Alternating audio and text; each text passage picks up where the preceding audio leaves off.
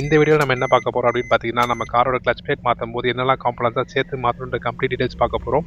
அதுக்கு முன்னாடி 2 மினிட்ஸ்க்கு ஒரு குட்டி வீடியோ போட்டிருக்கேன். அதை பார்த்தீங்கன்னா கிளச்னா என்ன, கிளச் எப்படி ஃபங்க்ஷன் ஆகுது, கிளச் லைஃப் எப்படி இன்க்ரீஸ் பண்ணுறது, எல்லா டீடைல்ஸும் கம்ப்ளீட்டாக இருக்கும். அதை பார்த்துட்டு இதுக்கு வரும்போது இன்னும் தெளிவாகவே ஒரு கான்செப்டோட புரியும். அண்ட் நம்ம கார் பார்த்தீங்கன்னா எர்டிகா. அண்ட் அதில் நமக்கு சின்ன சின்ன வேலைகள் இருக்குது. என்னென்னு பார்த்தீங்கன்னா, டிக்கி திறந்து மூடும்போது பின்னாடி கேஸ் ஷாக் வச்சுருக்கும். அது ரெண்டுமே போயிருச்சு. ஸோ நம்ம திறந்தோன்னா நம்ம மேலே அப்படியே வந்து டிக்கி ட்ரங்க்கு. அதனால் நமக்கு பார்த்தீங்கன்னா அந்த கேஸ் ஷாக்கர்ஸ் மாற்றியே ஆகணும். ஸோ லெஃப்ட் அண்ட் ரைட்டுக்கு வாங்கியாச்சு. கொஞ்சம் ஹோல்ட் பண்ணி ஜூம் பண்ணி பார்த்தீங்கன்னா தேவையான பார்ட் நம்பர்ஸ் இருக்கும். வேணுங்க வாங்கி யூஸ் பண்ணிக்கோங்க. நெக்ஸ்ட்டு பார்த்தீங்கன்னா நம்ம கையில் வச்சுக்கிறது ரிலீஸ் பேரிங். இந்த ரிலீஸ் பேரிங் தான் ரொம்ப முக்கியமான பார்ட் கிளச் ரீப்ளேஸ்மெண்ட்டில். இது என்ன, இதோட ஃபங்க்ஷனாலிட்டி என்ன, எல்லாமே அந்த 2 மினிட்ஸ் வீடியோவில் இருக்குது. அது ஒரு வாட்டி தெளிவாக பார்த்து பார்த்தீங்கன்னா நல்லாவே தெளிவாக புரியும். அண்ட் இதுலேயும் பார்ட் நம்பர் இருக்குது. வேணுங்க நோட் பண்ணிக்கோங்க. இது எர்டிகா, ஸ்விஃப்ட், இந்த மாருதி டீசல் வண்டி எல்லாத்துக்குமே மோஸ்ட்லி காமனாக தான் இருக்கும்.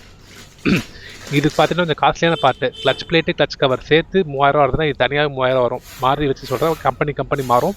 பட் இதோட காஸ்ட் தான் 3000 மேலே வந்துச்சு. அண்ட் நெக்ஸ்ட் நம்ம பார்க்குறது என்னென்னு பார்த்தீங்கன்னாக்கா, இது clutch plate. So part number இங்கே இருக்குது. வேணுங்கிறவங்க செக் பண்ணிக்கோங்க. கொஞ்சம் ஜூம் பண்ணி பார்த்தீங்கன்னா உங்களுக்கே தெரிஞ்சிடும். பாஸ் பண்ணி ஜூம் பண்ணிக்கோங்க வேணுங்கிறவங்க.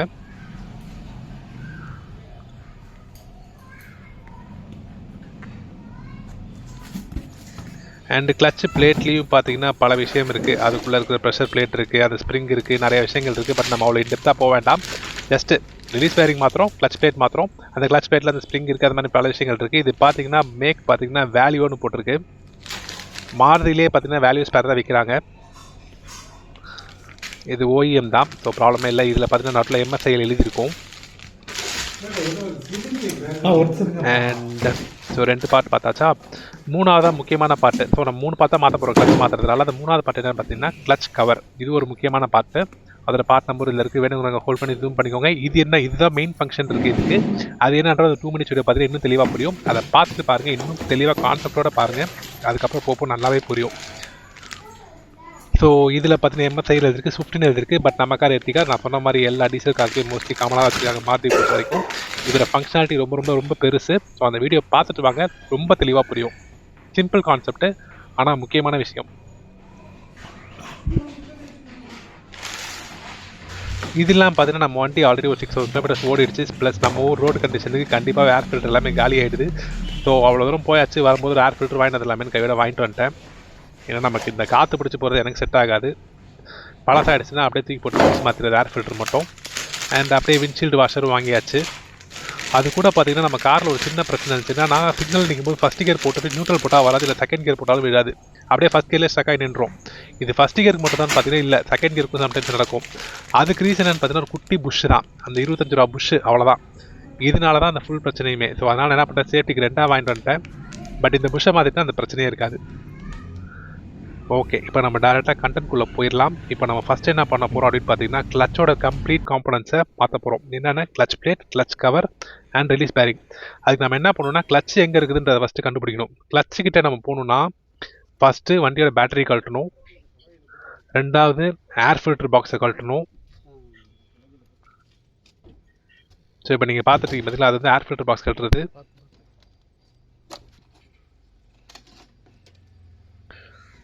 பேட்டரி கழட்டிட்டு ஏர் ஃபில்டர் பாக்ஸை கழட்டியாச்சு. 3rd இந்த கூலண்ட் ரிசர்வாயரையும் கழட்டணும். இது கழட்டும் போது, கூலண்ட் ரிசர்வாயர் கழட்டும் போது கொஞ்சம் நம்ம கூலண்ட் லீக் ஆகும். ஸோ நம்ம என்ன பண்ணோம்னா ஒரு 1 லிட்டர் கூலண்ட் மட்டுமாவது வாங்கிக்கிங்க. ஸோ டாப்அப் பண்ணிக்க யூஸ் ஆகும். ஸோ கொஞ்சம் லீக்காக வெளில வருது பார்த்தீங்களா, அந்த மாதிரி வெளில வந்துடும். நெக்ஸ்ட்டு ஸோ இப்போ பேட்டரி கழட்டியாச்சு, கூலண்ட் கவர் கழட்டியாச்சு, அப்புறமா வந்துட்டு ஏர் ஃபில்டர் பாக்ஸ் கழட்டியாச்சு. நெக்ஸ்ட்டு பேட்டரி ஒரு ட்ரேயில் உட்காந்துருக்கும் பார்த்தீங்களா, அந்த ட்ரேவை கழட்டணும். அதுக்கு கழட்டுறதுக்கு பார்த்தீங்கன்னா ஒரு 6 ஸ்க்ரூ போட்டிருக்காங்க. அந்த 6 ஸ்க்ரூ 1 by 1 நம்ம கழட்டணும்.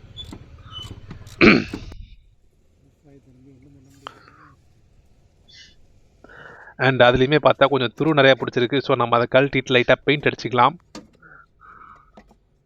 ஸோ பேட்டரியோட அந்த ட்ரேவை கழட்டியாச்சு. இப்போ கீழே பார்த்தீங்கன்னா அது டிரான்ஸ்மிஷனு, கியர். ஓகேங்களா, அந்த கியர் மேலே இருக்கிற அந்த 2 இதையும் நம்ம கழட்டணும். இது வந்துட்டு கிளச்சை பொறுத்த வரைக்கும் பிரேக்குக்கும் கிளச்சுக்கும் ஃப்ளூயிடில் தான் வரும். ஸோ ரைட் பை ஒயர் கிடையாது, இது அந்த ஃப்ளூயிடில் தான் ரன் ஆகும். அதனால் கியரோட அசம்பிளி மட்டும் கழட்டிடணும் ஃபஸ்ட்டு. கியர் தான் ஒயரில் வருது. அண்ட் அந்த கியர் லீவர் அந்த மேலே 2 இருக்குது பார்த்தீங்களா, அதில் தான் அந்த கியர் புஷ் இருக்கும். அதை தான் மாற்றிட்டோம். நம்ம மாற்றும் போது பாருங்கள், மாற்றிடலாம்.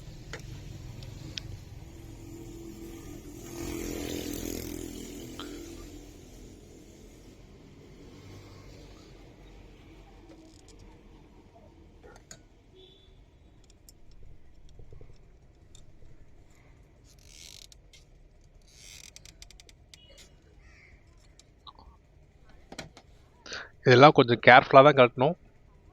நாங்கள் கிளிப் மாதிரி தான் இருக்கும் எல்லாமே.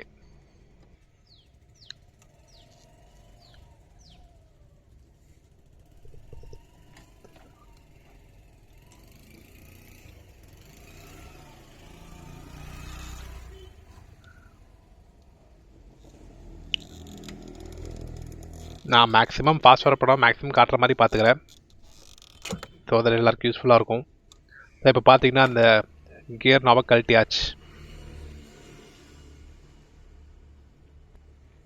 ஸோ என்னென்ன கற்றுக்கொண்டு பார்த்தீங்கன்னா பேட்ரி, ஏர் ஃபில்ட்ரு, அப்புறம் வந்துட்டு கூலண்ட் பாக்ஸு, அப்புறம் பேட்ரி பாக்ஸு, இப்போ கியர் இவ்வளவும் கழட்டியாச்சு. ஸோ இப்போ நம்மளால் நெக்ஸ்ட்டு நம்ம எதை கழட்டணும்னு பார்த்தீங்கன்னா கிளச்சோட அந்த கிளச் அசம்பிளி அதையும் கழட்டி விட்டுறணும். அண்ட் நெக்ஸ்ட்டு பார்த்தீங்கன்னா கண்டிப்பாகவே வீலை கழட்டணும். வீலை கழட்டுறதுனா வீலை மட்டும் இல்லை, வீல் ரோட்டரு, சஸ்பென்ஷனு, லோயர் ஆர்மு, லிங்க் ராடு எல்லாத்தையும் நம்ம கொஞ்சம் கழட்டுற மாதிரி இருக்கும். ஷாஃப்ட்டு, ட்ரைவ் ஷாஃப்ட் எல்லாத்தையும் வெளில எடுக்கணும். பேர் சொல்லும்போது என்னடா இவ்வளோ பெருசாக சொல்லிட்டு போயிட்டு இருக்கிற மாதிரி தெரியும். நான் அப்படியே காம்பனண்ட்டோட ஒன்று பண்ணால் காட்டுறேன், தெளிவாகவே புரியும், பார்த்துக்கோங்க. ஸோ இப்போ நம்ம கழட்டுறது பார்த்தீங்கன்னாக்கா அந்த 2 நெட்டு கழட்டினாக்கா சஸ்பென்ஷனும் பிரேக் ரோட்டரும் தனித்தனியாக வந்துடும். ஓகேவா? ஸோ இப்போ மேலே கழட்டுறது பார்த்தீங்கன்னா லிங்க் ராடை கழட்டிடுவோம். ஸோ இப்போ கீழே அந்த ரவுண்டாக இருக்கா, பிரேக் ரோட்டர் வந்துருச்சா, அதுக்கு பின்னாடி ஒன்று இருக்கா, அது டிரைவ் ஷாஃப்டா, சஸ்பென்ஷனும் தனியாக நிற்கிதா. இந்த மீன் டைம் அந்த பேட்டரியோட துருப்பிடிச்சிருக்கு சொன்ன பாருங்கள், அந்த பேட்டரி பிளேட்டு, அதுக்கு அப்படியே நம்ம வீட்டில் இருக்க ஒரு நார்மல் பெயிண்ட்டு அதை எடுத்து அடிச்சிட்டோன்னு வச்சுங்க, நம்ம கிளச் பிளேட் மாட்டுறதுக்கு எப்படியும் ஒரு 3-4 ஹவர்ஸ் ஆயிரும். இந்த மீன் டைம் இது ஃபுல்லாக காஞ்சிரும். இல்லைனா இது துருப்பிடிச்சு போய் இது தேவையில்லாம் மாற்றுற மாதிரி ஆயிரும்.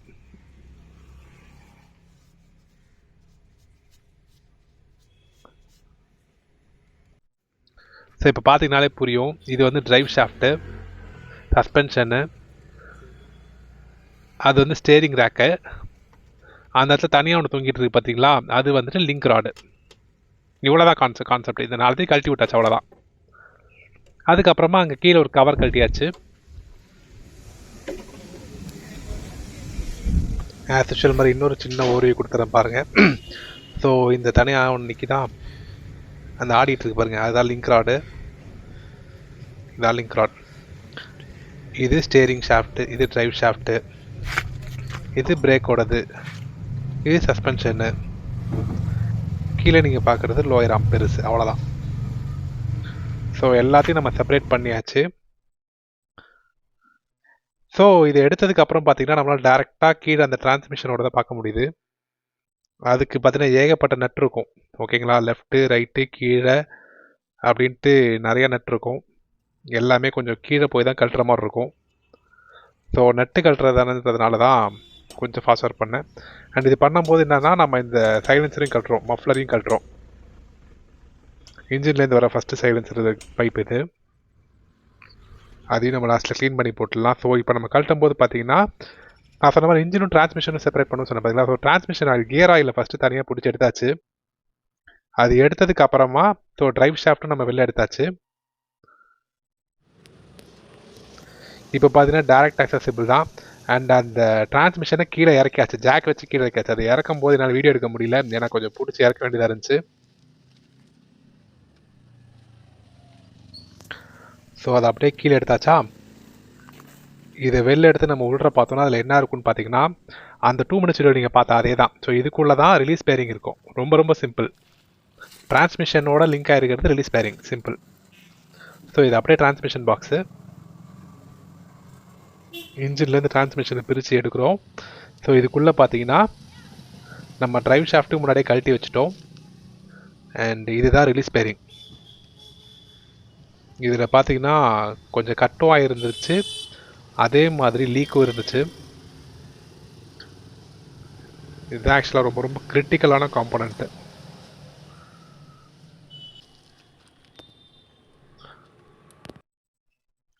ஸோ இது பார்த்தீங்கன்னா நல்லாவே தெரியும், பழசு மொத்தமாக காலி. ஷேக் வேறு ஆகுது பார்த்தீங்களா. ஸோ பேரிங்கும் போச்சு. இந்த மாதிரி வச்சு ஓட்டுறது ரொம்ப ரொம்ப ரொம்ப risk. Any time break down ஆயிரும், ஒன்றுமே பண்ண முடியாது. அதனால கொஞ்சம் பீரியாடிக்கலாக ஒரு 80,000 90,000 கிலோமீட்டர்ஸ் டச் ஆகிட்டிங்கனாலே இதெல்லாம் மாற்றிடுங்க. ஸோ இது புதுசு பாருங்கள் எப்படி இருக்குன்ட்டு. ஆக்ஷனே பக்காவாக இருக்குது. அண்ட் நம்ம பிரேக் ஆயில் ஃபஸ்ட்டு ஊற்றிட்டு லூப்ரிகேட் பண்ணி அப்படியே உள்ள வச்சிட வேண்டியதான். ஜஸ்ட் லூப்ரிகேஷனுக்காக மட்டும்தான், மிச்சப்படி அதில் கியர் ஆயிலாம் இருக்கும்.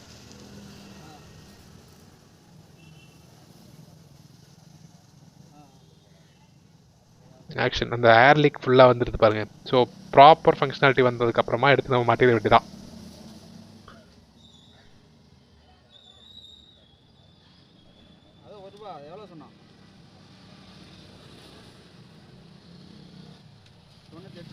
ஸோ அந்த 2 minutes வீடியோ நீங்கள் பார்த்துருந்தீங்கன்னா தெரியும், மொத்தம் 4 பார்ட்ஸ் சொல்லியிருந்தோம். அதில் ஃப்ளைவீல் நம்ம டச் பண்ணல, மீதி 3 பார்ட்ஸாக மாற்றுறோம். அதில் ஃபஸ்ட்டு பார்ட்டு ரிலீஸ் பேரிங்காக மாற்றுறோம்.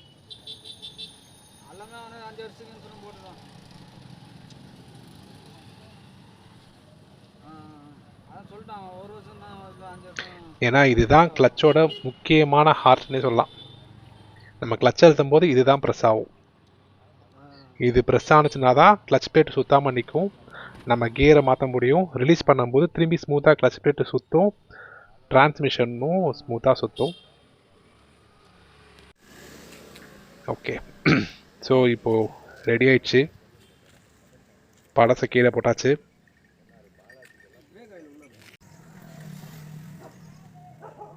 ஸோ இதான் நம்ம டிரான்ஸ்மிஷன் பாக்ஸு. அந்த கியர்லாம் கழட்டணும் பார்த்தீங்களா, இதுலேருந்து தான் கழட்டணும். அண்ட் இப்போ பார்த்தீங்கன்னாக்கா நம்ம அந்த 2 minutes வீடியோவில் பார்த்தா அதே கண்டென்ட் தான். ஸோ இது கிளச் கவர் தெரியுதுங்களா, அதே மாதிரி இதில் பார்த்தீங்கன்னா ஒரு ஸ்க்ரூ கழட்டுறாங்க பாருங்கள். அப்போ இந்த ஸ்க்ரூ எதுலேருந்து கழட்டுறாங்கன்றது உங்களுக்கே புரிஞ்சிருக்கும். ஸோ இந்த ஸ்க்ரூ இருக்குது, அந்த ஸ்க்ரூ கூட ஃப்ளைவுட் அட்டாச் ஆகிருக்கும். இது ரெண்டுத்துக்கு நடுவில் கிளச் பிளேட் இருக்கும். ஸோ அந்த 3 காம்பனண்ட்டும் ஒன்றா தான் இருக்கும் அப்படிங்கிற கான்செப்ட் இப்போ பார்த்தீங்கன்னா உங்களுக்கு புரியும். அண்ட் இதில் அந்த கதையும் நீங்கள் பார்த்தீங்கன்னா புரியும். அந்த ரிலீஸ் பேரிங் வந்து இதில் ப்ரெஸ் பண்ணோம், அதனால் கிளச் பிளேட்டு ஓடாது. கியர் மாற்றுவீங்க, திரும்பி கால் எடுப்பீங்க கிளச்லேருந்து, ரிலீஸ் பேரிங் வெளில வந்துடும், கிளச் பிளேட் சுற்றும். இதுதான் concept. So clutch cover கழட்டுறோம்.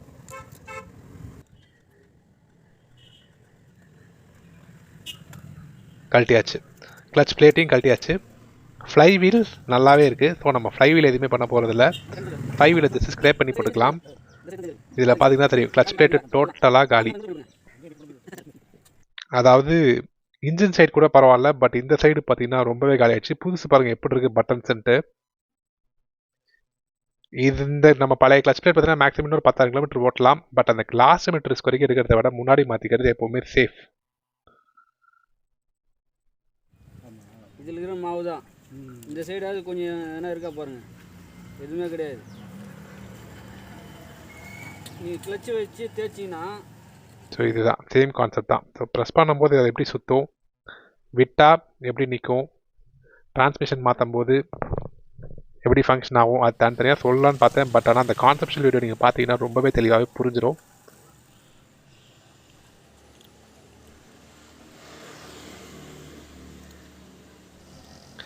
So இது பார்த்தாச்சா. இப்போ நம்ம நெக்ஸ்ட் என்ன பண்ணலான்னு பார்த்தீங்கன்னாக்கா, அந்த ஃப்ளைவீலை வந்து கம்ப்ளீட்டாக ஸ்க்ரேப் பண்ணி எடுத்துடலாம். ஃப்ளைவீல் நல்லாவே இருக்குது, ஸோ இதை மாற்ற வேண்டாம். ஆனால் நம்ம இந்த உப்பு தாள் வச்சு நல்லா தேய்ச்சி எடுத்துட்டு புதுசை எடுத்து மாட்டிடலாம். ஸோ கிளச் பிளேட் மாற்றுறது பார்த்தீங்கன்னாக்கா பார்க்கும்போது சிம்பிளாக இருந்தாலும் பண்ணும்போதும் பண்ணிடலாம். விவரம் தெரிஞ்சவங்களுக்கு சாதாரண வேலை, தெரியாதவங்களுக்கு பெரிய வேலையாக தெரியும், அவ்வளோதான். எல்லா காருக்குமே இது காமன் ப்ரொசீஜர் தான்.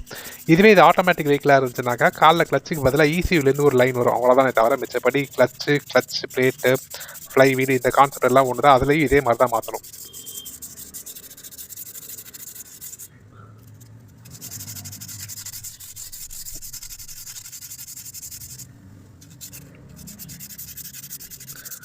க்ளீனாக சுத்தமாக டஸ்ட் இல்லாமல் எடுத்துகிட்டு, ஸோ புது கிளச் பிளேட்டு கிளச் கவர் ரெண்டுத்தையும் சேர்த்து வச்சாச்சு. அதில் அதை அப்படியே சேர்த்து செட்டாக வச்சு தான் வைக்கணும் அதனால் அப்படி வச்சாச்சு. ஸோ நம்ம சொன்ன மாதிரி flywheel, clutch plate, clutch cover இது 3ம் டைட்லி கப்புள்டு. அந்த 2 மினிட்ஸ் வீடியோ பார்த்தவங்களுக்கு புரிஞ்சிருக்கும். ஸோ அதே மாதிரி டைட்லி கப்புள்டாக வச்சு எல்லா போல்ட்டையும் போட்டு முடிக்கிற வேண்டியதான்.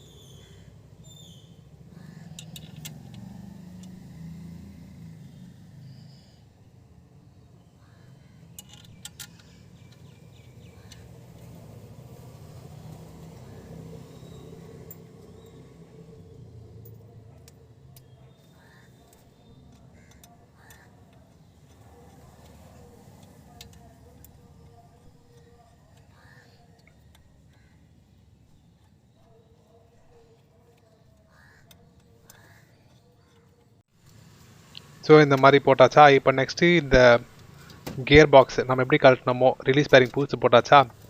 ஸோ இதை அப்படியே தூக்கி அதில் வைக்கணும். ஸோ நம்ம சொன்ன மாதிரி ஜாக் தூக்கி வைக்கிறது கொஞ்சம் ஒர்க் இருந்ததுனால வீடியோ கரெக்டாக எடுக்க முடியாது.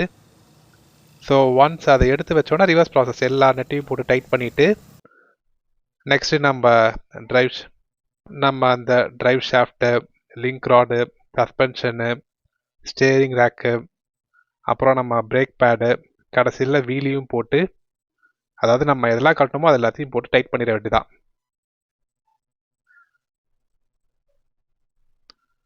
ஸோ பண்ணிட்டு பார்த்தீங்கன்னா கிளச் ஒர்க் கம்ப்ளீட்டாக முடிஞ்சு. Which means release bearing, clutch plate, clutch cover எல்லாத்தையும் நம்ம கம்ப்ளீட்டாக அசம்பிளியும் கழட்டி புதுசையும் போட்டு முடிச்சாச்சு. இதுக்கப்புறம் நம்ம காரில் கிளச் எப்படி இருக்குன்னு பாருங்கள்.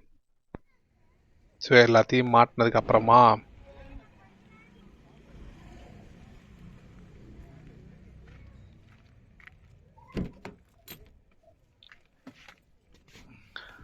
உள்ள போய் கிளச்சை பார்த்தீங்கன்னா ஒரு விரல் அழுத்தினாலே அப்படியே ஸ்மூத்தாக போயிடும். ஒரு டீசல் கார் கிளச் மாதிரி இருக்காது, அவ்வளோ சாஃப்ட் ஆயிடுச்சு. ஸோ இது நெக்ஸ்ட்டு ஒரு 80,000 கிலோமீட்டருக்கு பிரச்சனை இல்லாமல் ஓடும். ஒரு 60,000 கிலோமீட்டர்ஸில் ஹார்ட் ஆகும், பட் ஸ்டில் 80,000 கிலோமீட்டர்ஸ் தாராளமாக பயலாமல் ஓட்டலாம். ஸோ அவ்வளோதாங்க இந்த வீடியோ. மறக்காமல் லைக் பண்ணுங்கள், ஷேர் பண்ணுங்கள், சப்ஸ்கிரைப் பண்ணுங்கள். தேங்க்யூ.